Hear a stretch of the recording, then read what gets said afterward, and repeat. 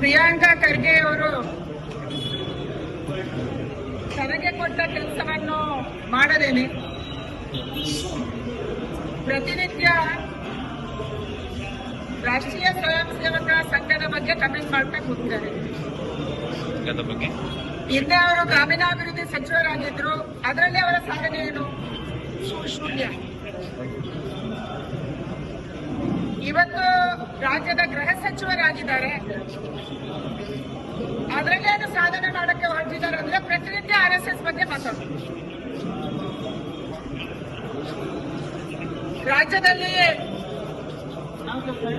ಹತ್ಯೆ ಆಗ್ತಾ ಇದೆ, ಕಾನೂನು ಸುವ್ಯವಸ್ಥೆ ಹದಗೆಟ್ಟಿದೆ,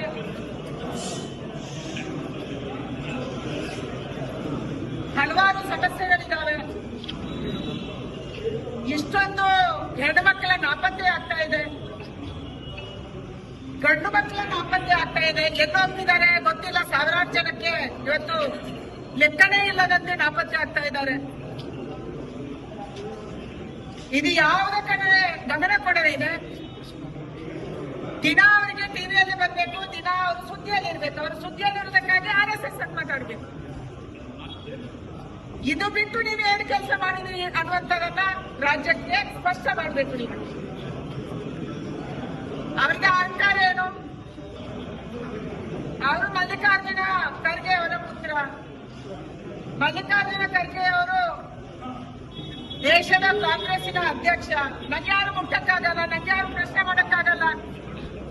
ಪ್ರಶ್ನೆ ಮಾಡಿದ ತಕ್ಷಣ ನಾನು ದಲಿತ ಅದಕ್ಕಾಗಿ ಮಾಡ್ತಾ ಇದ್ದೀನಿ ಅನ್ನುವಂಥದ್ದನ್ನು ಹೇಳ್ತಾ ಇದ್ದಾರೆ. ಅಂದ್ರೆ ಒಂದು ತಂದೆಯ ಹಿಂದೆ ಅಡಗುವಂಥದ್ದು, ಇನ್ನೊಂದು ತಾನು ದಲಿತ ಅನ್ನುವಂಥದ್ದನ್ನ ಬಲಿತರಾದ್ರೂ ಕೂಡ ನಿರಂತರವಾಗಿ ಅಧಿಕಾರದಲ್ಲಿರುವಂತ ಕುಟುಂಬ ಅವರು, ಆದ್ರೂ ಕೂಡ ಅದನ್ನ ಮಾತಾಡಿ ಅದರ ನೆರಳನ್ನ ತಗೊಳ್ಳುವಂಥದ್ದು. ಇದು ಇವತ್ತು ಪ್ರಿಯಾಂಕಾ ಖರ್ಗೆ ಅವರು ಮಾಡ್ತಿದ್ದಾರೆ.